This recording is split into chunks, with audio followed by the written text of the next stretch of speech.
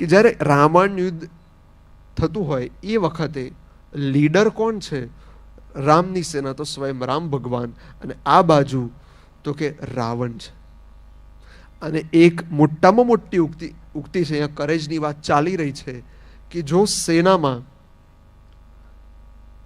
મુખ્ય નેતા જો સિંહ હશે અને બાકી અન્ય જેટલા પણ પશુઓ હશે તો એ સેના જીતી જશે.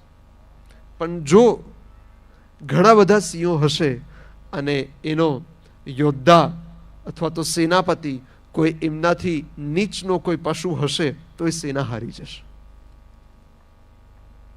આજ રામની સેના. લીડર કેવા? કરેજિયસ, ફિયરલેસ રામ ભગવાન હનુમાનજી. તો રિઝલ્ટ સક્સેસનું મળ્યું. ભલે એ સેનામાં કેવળ વાનરો જ કેમ ન હતા.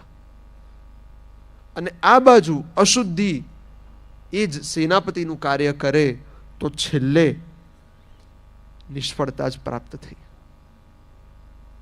તો આ સિદ્ધ ક્યારે થાય? જ્યારે ફિયરલેસનેસ, કરેજ અને સત્વ સંશુદ્ધિ, સત્ય માટે તત્પરતા હોય ત્યારે એ આપણને સિદ્ધિ મળતી હોય છે.